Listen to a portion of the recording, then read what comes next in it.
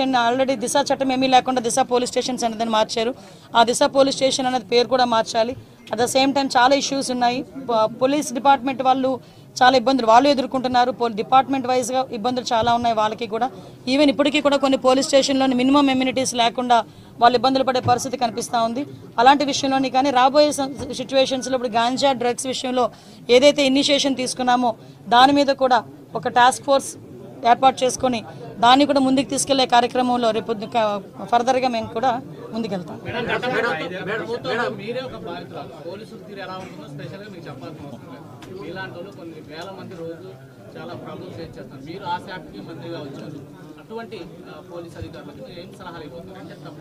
సలహా కాదండి, ఇక్కడ ఒకటి ఏంటంటే అదంటే నేను చాలా సందర్భాల్లో చెప్తుంటాను, యథా రాజా తదా cadre, at the same time యథా రాజా తదా సైనిక్.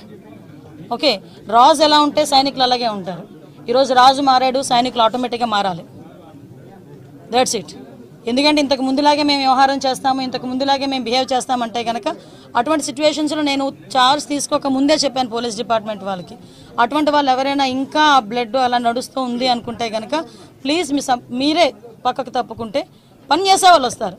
నేను ఈరోజు ఏదో చంద్రబాబు నాయుడు గారికో పవన్ కళ్యాణ్ గారికో ఎన్డీఏ లీడర్స్కో మాకో పనిచేయమని చెప్పట్లే. ప్రజలకు అనుగుణంగా పనిచేయండి, ప్రజా రక్షణ విషయంలో పనిచేయండి. మీరు ఏదైతే కాకి డ్రెస్ వేసుకున్నారో దానికి గౌరవంగా మీరు అందరూ పనిచేయండి అని చెప్తున్నా. దాని మీద నేను ఈ రోజుకి కూడా స్టాండ్ అయి ఉన్నా. నేను ప్రతిపక్షంలో ఉన్నప్పుడు అదే మాట చెప్పాను, అధికారంలోకి వచ్చి హోమ్ మినిస్టర్ అయిన తర్వాత కూడా అదే మాట చెప్తున్నా. దీనిలో ఎక్కడ కూడా డీవియేషన్ లేదు.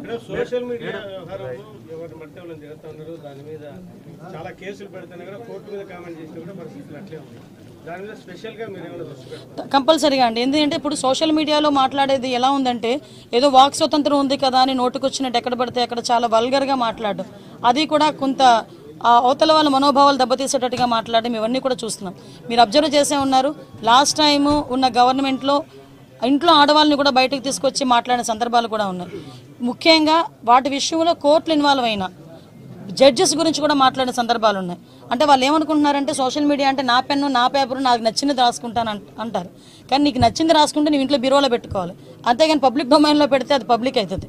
కాబట్టి అటువంటి విషయాలు కంపల్సరీ కోర్టు లాయర్ డిపార్ట్మెంట్ లీగల్గా కూడా దాని మీద నేను ఒకసారి చూసుకుంటాను, మాట్లాడతాను. నేను ఒకటి మాత్రం చెప్పగలనండి, ఏదో అనుకోవచ్చు అనిత హోమ్ మినిస్ట్రీకి వచ్చింది అమ్మాయికి ఏం తెలుసు. నిజంగానే హోమ్ మినిస్ట్రీలో నాకు ఓనమాలంటే ఇప్పటికిప్పుడు నేర్చుకుంటున్నా, ఇంకా నేర్చుకుంటా. యాజ్ పర్ లానే వెళ్తాం, ఎక్కడ కూడా డీవియేషన్ అనేది ఉండదు. ఎవరైతే తప్పు చేశారో తప్పు చేసిన వాళ్ళకి ఎట్టి పరిస్థితుల్లోనే శిక్ష మాత్రం పడుద్ది. అందులో ఎప్పుడో మేము చాలా రోజులైపోయింది మా మీద కేసులు పెట్టేసి మేము బెయిల్స్ మీద బయటకు వచ్చేసాం అనడానికి కూడా లేదు. ఆల్రెడీ బెయిల్ మీద బయటకు వెళ్ళిపోయిన వాళ్ళని కూడా తీసుకొచ్చి మళ్ళీ కేసులు ఓపెన్ చేసే పరిస్థితులు కూడా చాలా ఉన్నాయి, వాళ్ళు అదే రకంగా ఉంటాయి కనుక. సో అలాంటి సిచ్యువేషన్స్లో ఎక్కడా కూడా లా అండ్ ఆర్డర్ విషయంలో కాంప్రమైజ్ అయ్యే ప్రసక్తే లేదు. మేడం, మీరు ఒకప్పుడు డీజీపీ ఆఫీస్కి రిప్రజెంటేషన్ వెళ్తే మిమ్మల్ని రానివ్వలేదు. ఇప్పుడు ఆ వ్యవస్థ మీ దగ్గరికి వచ్చింది, మీరు ఎలా ఫీల్ అవుతున్నారు? తలరాత అంటారు కదా, రైట్. ఒకటేంటంటే అలాగని కాదు, నేను చాలా సందర్భాల్లో చెప్పాను, నేను ఇప్పటికే చెప్తున్నా, డీజీపీ ఆఫీస్కి వచ్చినప్పుడు వాళ్ళు ఎంటర్ చేసి ఒక రిప్రజెంటేషన్ తీసుకుని ఉంటే మహా అయితే పేపర్లో ఎంత కోలం పడేది. మీరు అక్కడ ఆపి నానా యాగి చేసిన తర్వాత ఆటోమేటిక్గా అవుతుంది, ఫ్రంట్ పేజ్లోకి వస్తుంది. అంత అవసరం ఏముంది? మీరు తీసుకెళ్ళిన తర్వాత మీరు చేయాలా చేయలేదా బుట్టదాకలు పడేస్తారు తర్వాత విషయం. ముందు ఒక పబ్లిక్ రిప్రజెంటేటివ్ వచ్చినప్పుడు కానీ పబ్లిక్ వచ్చినప్పుడు కానీ ప్రతి ఆఫీసరు కూడా అది ఏంటి అన్నది రిసీవ్ చేసుకోవాలి. మీకు తెలియదు, లాస్ట్ 5 yearsలో కలెక్టర్ దగ్గరికి వెళ్తా ఉంటే కలెక్టర్ కనిపించేవాడు కాదు, సిపి దగ్గరికి వెళ్తా ఉంటే సిపి కనిపించేవారు కాదు. అంటే వాళ్ళు నేను తప్పు పట్టట్లే, బయట నుంచి వాళ్ళకి వచ్చే ఆర్డర్స్ అలాంటివి. హోమ్ డిపార్ట్మెంట్ని అన్ని డిపార్ట్మెంట్ని ఒక మనిషి గుప్పిట్లో పెట్టుకున్నాడు, అందువల్ల వాళ్ళకి కూడా ఫ్రీ హ్యాండ్ లేదు. నేను లిటరల్లీ డిపార్ట్మెంట్ వాళ్ళని కూడా నేను తప్పు పట్టట్లే, వాళ్ళు కూడా పై అధికారులు ఏం చెప్తారో అది చేయాలి తప్పించి వాళ్ళు ఇండివిజువల్గా చేసే పరిస్థితి లాస్ట్ 5 yearsలో లేదు. ఎంత దారుణం అంటే నేమ్ బోర్డు అనేది వాళ్ళకి ఇచ్చే ప్రైడ్. మీరు పెట్టుకోగలరా నేమ్ బోర్డు? నేను పెట్టుకోగలనా నేమ్ బోర్డు గుండ్ల మీద? అది ఓన్లీ పోలీస్ డిపార్ట్మెంట్కి ఒకరికే సాధ్యం. ఐపీఎస్ఓ లేకపోతే ఏఎస్పీఓ డిఎస్పీఓ ఏసీపీఓ డీసీపీఓ whatever it may be, ఆ భుజాలు గుండ్ల మీద నేమ్ బోర్డు పెట్టుకుని ధైర్యంగా పనిచేసే రోజు పోలీసులకి రావాలని కోరుకుంటున్నా. ఇప్పుడు వచ్చిందని కూడా నేను భావిస్తున్నా. Last 5 years without name plate, ఎవరు పోలీసో తెలియదు, ఎవడు బయట నుంచి వచ్చి డ్రెస్ వేసుకుని తిరుగుతున్నాడో తెలియదు. సో అటువంటి సిచ్యువేషన్స్ అయితే ఇంక జరుగు.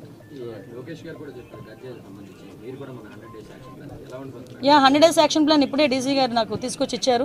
ఒకసారి దీని మీద నేను కూడా చదివి ఒకసారి ఇంకా ఏదైనా మాట్లాడాలనుకుంటే కనుక నేను పై ఆఫీషియల్స్తోని అదేవిధంగా దీనికి రిలేటెడ్గా డ్రగ్స్ రిలేటెడ్గా ఉన్న శాఖలు చాలా ఉన్నాయి. ఇప్పుడు ఫర్ ఎగ్జాంపుల్ డీఅడిక్షన్ సెంటర్స్ ఉంటాయి, డిపార్ట్మెంట్ ఆఫ్ హెల్త్ అదేవిధంగా మనకి ఫారెస్ట్ డిపార్ట్మెంట్తో మాట్లాడాలి, ఎక్సైజ్ డిపార్ట్మెంట్ వాళ్ళతో మాట్లాడాలి. ఇలాంటి అన్ని డిపార్ట్మెంట్స్తోని కూడా ఒకసారి మాట్లాడి కూలంకషంగా ఉండి ఒకటైతే క్లియర్, ఈ 100 days ప్లాన్లో కంపల్సరీగా గంజాయి డ్రగ్స్ రవాణా అన్నది మ్యాక్సిమం తగ్గిస్తాం.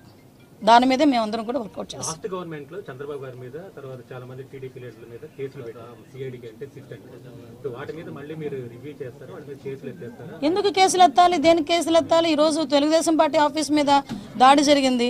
ఈరోజు ఆ దాడి జరిగిన ఇష్యూ గురించి ఎంతవరకు వచ్చింది ఏంటన్నది మేము కూడా తెలుసుకోవాలి. చాలా మంది చంద్రయ్యని పేక్ కోసి చంపారు, ఇంకా చాలా మంది విషయాలు చాలా అన్యాయాలు జరిగినాయి. అలాగని తెలుగుదేశం పార్టీ వాళ్ళ మీద కాదండి, మామూలు నార్మల్ పబ్లిక్ మీద కూడా అక్రమంగా కేసులు బనాయించిన వాళ్ళు చాలా మంది ఉన్నారు, బాధితులు చాలా మంది ఉన్నారు. అవే కాకుండా ఎవరైతే వాళ్ళ తాలూకు అవినీతికి బలైపోయారో, వాళ్ళ తాలూకు అక్రమాలకి బలైపోయారో వాళ్ళు కనుక వచ్చి మా కేసు రీఓపెన్ చేయండి, మా కేసు మళ్ళీ చెప్పండి అంటే కనుక డెఫినెట్గా మేము ఆ కేసు రీఓపెన్ చేస్తాము. మళ్ళీ రీఎంక్వైరీ చేసి వాళ్ళకి బాధితులు ఎవరైతే ఉన్నారో వాళ్ళకి న్యాయం చేసేటట్టు చేస్తాం.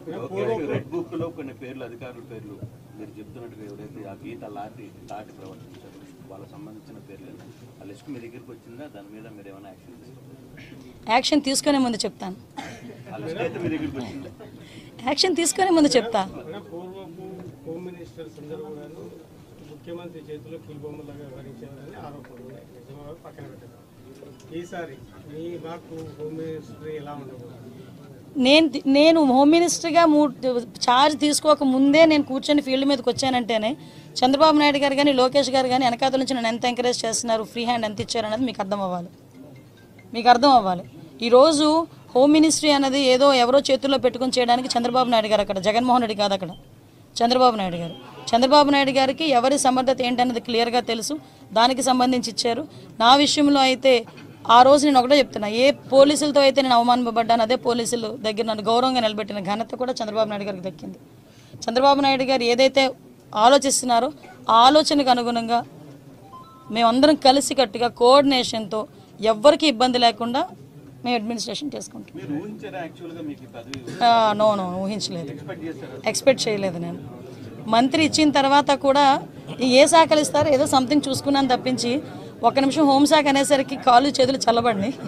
బట్ తర్వాత చేయగలాలి, చేస్తాను అని చెప్పి నా మీద నాకే నమ్మకం వచ్చింది. బట్ ఇంక చాలు, ఇప్పుడే పెట్టా సిగ్నేచర్, చేద్దాం. ఎవ్రీథింగ్ పారదర్శకంగా ఉంటుందండి. ఒకటి మాత్రం క్లియర్, పని చెయ్యని వాడు ఎవరు ఈ 5 సంవత్సరాలు పని చేయరు, పని చేసేవాడు ఈ 5 సంవత్సరాలు పని చేస్తాడు. అది పెట్టుకోండి, అంతకుమించి ఇంక మీకేం క్లారిటీ కావాలి? ఎవరేసారు? 5 సంవత్సరాలు వేసుకున్నారు. ఇప్పుడు యాజ్ పర్ లా ప్రకారం